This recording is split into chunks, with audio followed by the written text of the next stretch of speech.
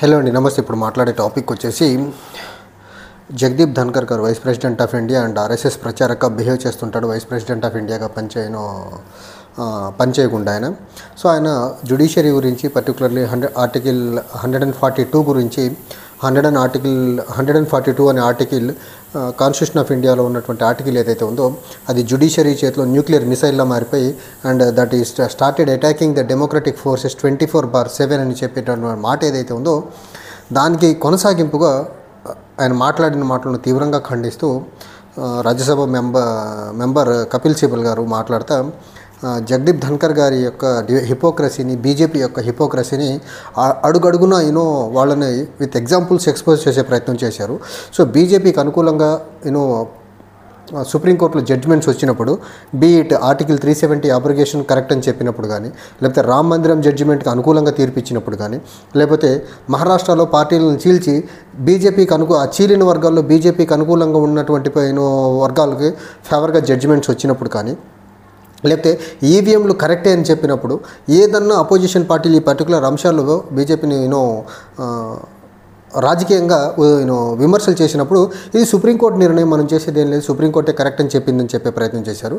కానీ అదే బీజేపీకి సంబంధించినటువంటి గవర్నర్లు కానీ రాష్ట్రపతులు కానీ బీజేపీ తీసుకొచ్చినటువంటి చట్టాలని సుప్రీంకోర్టు ఎప్పుడైతే ఈ చట్టాలు రాజ్యాంగబద్ధంగా లేవు, ప్రజాస్వామ్య స్ఫూర్తికి విరుద్ధంగా ఉన్నాయి, ఫెడరల్ స్పిరిట్కి అగెనిస్ట్గా ఉన్నాయి, ఇలా చెయ్యకూడదు అని ఎప్పుడైతే సుప్రీంకోర్టు జడ్జిమెంట్స్ ఇస్తుందో ఆ జడ్జిమెంట్స్ని కేంద్ర మంత్రులు తప్పుపడితే పర్లా, కేంద్ర మంత్రులకి కోర్టుల మీద అక్కసు ఉంటుంది, వాళ్ళు అనుకున్నట్టు జరగట్లేదు అనేది కొంతవరకు ఓకే. కానీ ఒక రాజ్యాంగబద్ధ పదవిలో కూర్చున్నటువంటి the second highest position in the country vice president of India, అలాంటి సెకండ్ హైయెస్ట్ పొజిషన్లో కూర్చున్నటువంటి వైస్ ప్రెసిడెంట్ ఆఫ్ ఇండియా ఇంకొక గార్డియన్ ఆఫ్ ది కాన్స్టిట్యూషన్గా పిలువబడేటువంటి judiciary constitutional courts, high courts and supreme courts ఏవైతే ఉన్నాయో వాటిని టార్గెట్ చేస్తున్న విధానం ఏదైతే ఉందో ఇది డెమోక్రటిక్ కంట్రీలో ఇది ఎక్కడ జరగని పరిణామం అనేసి చాలా క్లియర్గా చెప్పే ప్రయత్నం చేశారు కపిల్ సిబల్ గారు. అండ్ కపిల్ సిబల్ గారు ఇంకో మాట కూడా చెప్పారు.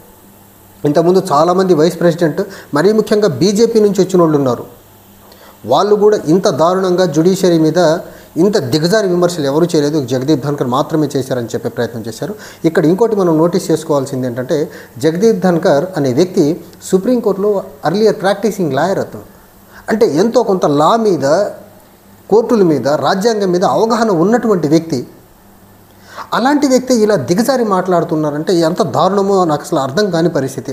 2 days నుంచి ఈ పర్టికులర్ టాపిక్ మీద ఎన్ని రకాలుగా ఆలోచించినా జగదీప్ ధన్కర్ అనే వ్యక్తిని అసలు పొజిషన్లో ఎలా కూర్చోబెట్టారనేదే నాకు అర్థం కాని పరిస్థితి. ఎందుకు కూర్చోబెట్టారంటే ఇలా సుప్రీంకోర్టుల మీద దాడి చేస్తాడు, కాన్స్టిట్యూషన్ మీద దాడి చేస్తాడు. అండ్ ఆయన జగదీప్ ధన్కర్ మాట్లాడతా ప్రెసిడెంట్కే టర్మ్స్ అండ్ కండిషన్స్ డిక్టేట్ చేసే పవర్ సుప్రీంకోర్టుకి ఎక్కడుందంటే అదే కదా ఆర్టికల్ 142 ఉంది. ఒక పర్టికులర్ ఆస్పెక్ట్లో కంప్లీట్ జడ్జిమెంట్ రావాలి అంటే by using article 142 supreme court can deliver a judgement కదా. అందులో ప్రెసిడెంట్ ఆఫ్ ఇండియా యూనియన్ కాదు కదా. President of India he is not about the constitution of India. President of India అవనివ్వండి, chief vice president of India అవనివ్వండి, or for that matter PM అవనివ్వండి, cabinet మంత్రులు అవ్వండి, ముఖ్యమంత్రులు అవనివ్వండి, గ్రామస్థాయి సర్పంచ్ అవనివ్వండి, వీళ్ళెవ్వరూ కూడా ప్రజల ఓట్ల ద్వారా గెలిచినప్పటికీ వీళ్ళందరూ కాన్స్టిట్యూషన్కి లోబడే పని చేయాలి. Nobody should go beyond and above the constitution of India first thing. And వీళ్ళందరూ ఎలెక్ట్ కాబడేదానికి ఆ పొజిషన్స్లో కూర్చున్న దానికి అగైన్ వీళ్ళకు దారులు చూపిస్తుంది ప్రొసీజర్ లే డౌన్ చేసింది కాన్స్టిట్యూషనే. వాళ్ళ పొజిషన్లో కూర్చోవాలన్న కాన్స్టిట్యూషనే, వాళ్ళందరూ కాన్స్టిట్యూషన్కి లోబడి పనిచేయాలని బేసిక్ సెన్స్ని మర్చిపోయి వైస్ ప్రెసిడెంట్ మాట్లాడిన విధానం ఏదైతే ఉందో మరీ ముఖ్యంగా కోర్టు మీద ఇది చాలా చాలా దుర్మార్గం. అండ్ ఇంకోటి ఈయన చెప్పినటువంటి మాట ఏంటంటే ఇండియాలో మరీ ముఖ్యంగా ultimate power we the people of India, ప్రజల చేతుల్లో ఉంటుంది అంటారు. And we the people of India అని చెప్పింది కాన్స్టిట్యూషన్లో ప్రియాంబుల్. అగైన్ ప్రియాంబుల్లో we the people of India అనేది కాన్స్టిట్యూషన్లో మెన్షన్ చేసి ఉండకపోతే ఈ జగదీప్ ధన్కర్ ఆ మాట మాట్లాడేవాడా? So ultimate power we the people of India and in that way public representatives చేతుల్లో అల్టిమేట్ పవర్ ఉందంటున్నారు. Public representatives elected by the public again. Okay, ఈ క్రమంలో మరి తమిళనాడులో 10 చట్టాలు పాస్ చేసినటువంటి అసెంబ్లీలో ఉన్నటువంటి ఎమ్మెల్యేలందరూ తమిళనాడు ప్రజలు ఓట్లేస్తే గెలిచిన వాళ్ళే కదా. మరి తమిళనాడు ప్రజలు ఓట్లేసి గెలిచిన శాసనసభ్యులు చట్టాలు చేసి ఆ చట్టాలు గవర్నర్కి పంపితే 4 సంవత్సరాలుగా ఆ బిల్లులు ఆమోదం ఇవ్వకుండా కూర్చున్నారంటే ప్రజల్ని మీరు అన్నట్టు వీ ద పీపుల్ ఆఫ్ ఇండియాని డిమీన్ చేసినట్టే కదా, ప్రజల హక్కుల్ని కాలు రాసినట్టే కదా. ఈ బేసిక్ సెన్స్ మీకు ఎక్కడ ఎందుకు స్ట్రైక్ అవ్వలేదు? అంటే తమిళనాడు ప్రజలు we the people of India కాదా? అంటే తమిళనాడు ఎమ్మెల్యేలు పబ్లిక్ రిప్రజెంటేటివ్స్ అండ్ ప్రజలు వేసిన ఓట్లతో ఎమ్మెల్యేలు అయిన వాళ్ళు కాదా?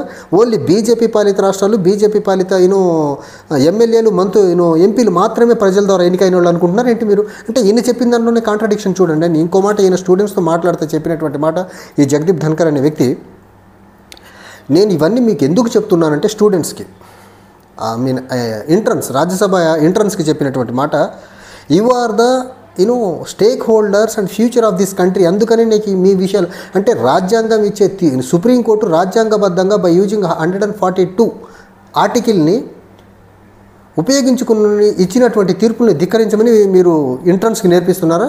ఫ్యూచర్ ఆఫ్ ది యూత్కి నేర్పిస్తున్నారా? ఐఐటీలు ఐఐఎం స్టూడెంట్స్ అందరికీ, ఐఐటీలు ఐఐఎంలు యాజ్ వెల్ అస్ అదర్ కాలేజెస్లో యూనివర్సిటీలో చదువుతున్న స్టూడెంట్స్ అందరికీ నేను అడ్రస్ చేస్తున్నా ఇక్కడ నుంచి చెప్పే ప్రయత్నం చేశారు. అంటే సుప్రీంకోర్టు ఇచ్చే తీర్పులు ధిక్కరించమని, అంటే సుప్రీంకోర్టు ఇచ్చినటువంటి తీర్పులు ఏదైతే బీజేపీకి అగెనిస్ట్గా ఉంటే వాటిని ధిక్కరించమని చెప్పే ప్రయత్నం చేస్తున్నారా? ఒక వైస్ ప్రెసిడెంట్ హోదాలో రాజ్యాంగబద్ధమైన పదవిలో కూర్చొని ఎంత దుర్మార్గంగా మాట్లాడాడంటే ఈయన అమ్మో నిజంగా. అంటే జ్యుడిషియరీకి సుప్రీంకోర్టుకి ఏవైతే పవర్స్ ఏవైతే ఉన్నాయో, be it high court or supreme court, constitutional కోర్ట్స్కి పవర్స్ అన్నీ రాజ్యాంగబద్ధంగా వచ్చినాయి. వాళ్ళు పనిచేస్తుంది రాజ్యాంగానికి లోబడే పనిచేస్తున్నారు. వాళ్ళు ఏదైతే 142 ఆర్టికల్ని ఉపయోగించి జడ్జిమెంట్ ఇచ్చారో ఆ 142 అనే ఆర్టికలే కాంగ్రెస్ పార్టీ పెట్టింది కాదు. మేకర్స్ ఆఫ్ ద కాన్స్టిట్యూయెంట్ అసెంబ్లీలో డిబేట్ చేసి ఇలాంటి బీజేపీకి ఇలాంటి ఆర్ఎన్ రవి లాంటోడు, జగదీప్ ధన్కర్ లాంటోడు, మోడీ లాంటోడు దేశానికి పాలకులు అయితే, గవర్నర్లు అయితే, ఉపరాష్ట్రపతులు అయితే దేశానికి ఇబ్బంది వస్తే అప్పుడు ప్రజలు ఇబ్బంది పడతా ఉంటే అలాంటి ఇబ్బందులను అధిగమించేదానికి సుప్రీంకోర్టుగా 142 ఆర్టికల్ని ఇచ్చింది. ఇది బేసిక్ సెన్స్. ఇది కాంగ్రెస్ పార్టీ ఇన్కార్పొరేట్ చేసిన ఆర్టికల్ కాదు, framers of the constitution incorporate చేసింది. నేను టైం అండ్ అగైన్ చెప్తుంది, బీజేపీ రాజ్యాంగాన్ని ఎందుకు వ్యతిరేకం అంటే ఇలాంటి ఆటవిక చర్యలు చేస్తూ ఉంటే కోర్టులు వీళ్ళని ఏమనకూడదు. వీళ్ళకు టైం అండ్ అగైన్ చెప్తున్నా, వీళ్ళకు కోర్టులు చాలా అడ్డుపడుతున్నాయి. వీళ్ళు చేయాలనుకున్నటువంటి సమాజం మీద దాడి ఏదైతే ఉందో ఆ దాడిని అడుగడుగున అడ్డుకుంటుంది సుప్రీంకోర్టు. రీసెంట్గా తీసుకొచ్చినటువంటి వక్ఫ్ అమెండ్మెంట్ కూడా చూడండి, ఆ వక్ఫ్ అమెండ్మెంట్ని నిలువున స్టాల్ చేసింది సుప్రీంకోర్టు. గతి లేని పరిస్థితుల్లో ఈరోజు బీజేపీ వాళ్ళు ఏం మాట్లాడలేకపోతున్నారు. ఆ అక్కసు మొత్తాన్ని ఇలాంటి వాళ్ళ ద్వారా బయటకు పెట్టే ప్రయత్నం చేస్తారు సుప్రీంకోర్టు మీద. అండ్ వీళ్ళు ఆడాలనుకుంటున్నటువంటి రాజకీయంగా ఒక ఆటవిక క్రీడ ఏదైతే ఉందో అది సుప్రీంకోర్టు అడుగడుగున వీళ్ళని అడ్డుకుంటుంది. అది వీళ్ళకి ఎప్పటికీ మింగుడు పడని అంశము. అండ్ కాన్స్టిట్యూషన్ ఆఫ్ ఇండియా గురించి వీళ్ళు సుప్రీంకోర్టు ఎమర్జెన్సీ గురించి చాలా అద్భుతంగా మాట్లాడతారు. ఎమర్జెన్సీ గురించి మాట్లాడి ఇందిరాగాంధీ గారిని ఎక్స్పోజ్ చేసే ప్రయత్నం చేస్తారు. అండ్ ఇప్పుడు గత 11 సంవత్సరాలుగా దేశంలో జరుగుతున్నటువంటి అన్డిక్లేర్డ్ ఎమర్జెన్సీ గురించి మాట్లాడే ప్రయత్నం చేయాలని కపిల్ సిబల్ గారు చెప్పే ప్రయత్నం చేశారు. అండ్ వీళ్ళు ఏదైతే ఆర్ఎన్ రవి తమిళనాడు గవర్నర్కి రిలేటెడ్గా వచ్చినటువంటి సుప్రీంకోర్టు జడ్జిమెంట్లో 3 months డెడ్ లైన్ ఏదైతే ప్రెసిడెంట్ ఆఫ్ ఇండియాకి పెట్టారో, వాళ్ళ దగ్గరకు వచ్చినటువంటి బిల్ మీద 3 monthsలో డెసిషన్ తీసుకోవాలని డెడ్ లైన్ ఏదైతే పెట్టారో ఆ డెడ్ లైన్కి అగెనిస్ట్గా మాట్లాడుతూ సుప్రీంకోర్టును తప్పట్టిన వీళ్ళు, మరి ఇదే సుప్రీంకోర్టు ఇందిరాగాంధీ గారిని అతని ఎన్నిక చెల్లదనేసి ప్రైమ్ మినిస్టర్గా దిగిపోవాల్సిన సిచ్యువేషన్ క్రియేట్ చేసింది కదా. దాన్ని కరెక్ట్ అంటారు. ఎందుకంటే కాంగ్రెస్ పార్టీ ఇందిరాగాంధీ గారిని తప్పట్టారు కాబట్టి అది కరెక్ట్. కానీ అదే బీజేపీ గవర్నర్లు, బీజేపీ రాష్ట్రపతులు, బీజేపీ ప్రభుత్వాలకు అగెనిస్ట్గా ఏమన్నా జడ్జిమెంట్ వస్తే దాన్ని సుప్రీంకోర్టు మీద దుమ్మెత్తిపోసే ప్రయత్నం చేస్తారు. అంటే ఎంత దుర్మార్గంగా ఉన్నారు చూడండి. వీళ్ళకి అనుకూలంగా జడ్జిమెంట్స్ వస్తాయి ఒకలా, వీళ్ళకి వ్యతిరేకంగా వస్తే సుప్రీంకోర్టు కదా ఇది ఎవరినన్నా దుమ్మెత్తిపోయగల నీచమైన మైండ్ సెట్ కలిగిన మనుషులు ఈ బీజేపీ వాళ్ళు, ఈ ఆర్ఎస్ఎస్ వాళ్ళు. తర్వాత ఇంకొకటి, వీళ్ళు బీజేపీ మినిస్టర్స్ ఎన్నిసార్లు సుప్రీంకోర్టు మీద తీవ్రమైన దాడి చేశారు? దీన్ని ఎప్పుడైనా ఖండించే ప్రయత్నం చేశారా? ఎప్పుడు చేయలే. ఒక రాజ్యాంగబద్ధ సంస్థలో కూర్చున్నటువంటి వ్యక్తి, బీజేపీ మినిస్టర్స్ చాలాసార్లు సుప్రీంకోర్టుని జడ్జిల్ని దాడి చేసే ప్రయత్నం చేశారు మాటల ద్వారా. ఎప్పుడు ఈ వ్యక్తి ఒక రాజ్యాంగబద్ధమైనటువంటి సంస్థని మనం తప్పుపట్టడం కరెక్ట్ కాదని చెప్పే ప్రయత్నం చేయలేదంటే ఈయనకు రాజ్యాంగం పట్ల, రాజ్యాంగబద్ధ సంస్థ అయినటువంటి కాన్స్టిట్యూషన్ మీద ఎంత గౌరవం ఉందో చూడండి. అండ్ ఈయన ఇంకో మాట, అసలు ఎగ్జిక్యూటివ్ పవర్స్లో, లా మేకింగ్ పవర్లో సుప్రీంకోర్టుకి ఏ హక్కు లేదంటారు. ఎగ్జిక్యూటివ్ కానివ్వండి, లా మేకింగ్ లెజిస్లేచర్ కానివ్వండి, ఏ పని చేయకుండా గమ్మును కూర్చున్నప్పుడు ఎవరో ఒకళ్ళు లెజిస్లేషన్ చేయాలి కదా దేశానికి, రాష్ట్రానికి, దేశం నడిచేదానికి. మరి లెజిస్లేషన్ పనిచేయనప్పుడు, ఎగ్జిక్యూటివ్ పనిచేయనప్పుడు, సుప్రీంకోర్టు కూడా పనిచేయకపోతే దేశానికి, ప్రజలకి చట్టాలు చేసేది ఎవరు మరి? ఇప్పుడు 4 సంవత్సరాలుగా బిల్లులు దగ్గర పెట్టుకొని గవర్నర్, ప్రెసిడెంట్లు ఇద్దరు కూర్చున్నారు. తమిళనాడు ప్రజలకు ఆ చట్టాలు ఎవరు ఇవ్వాలి? రాష్ట్ర ప్రభుత్వం ఇవ్వదు.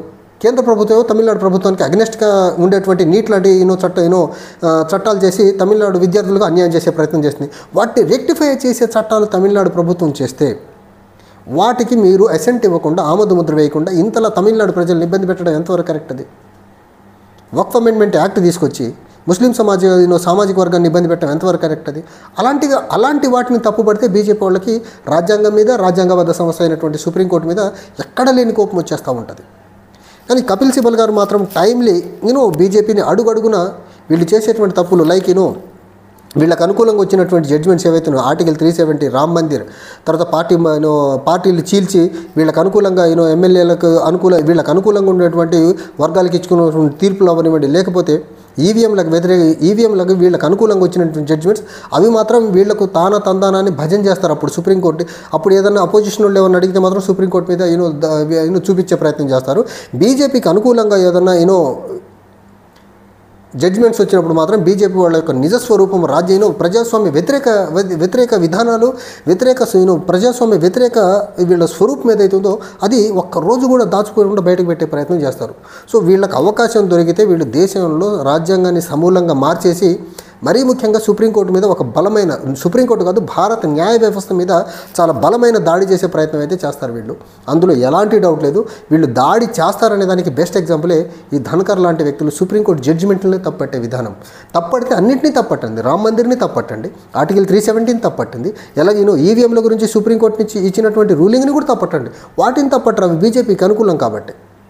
బీజేపీకి వ్యతిరేకంగా వచ్చిన వాటినే తప్పడతారు వీళ్ళు. అది వీళ్ళల్లో ఉండేటువంటి హిపోక్రసీ. Thank you.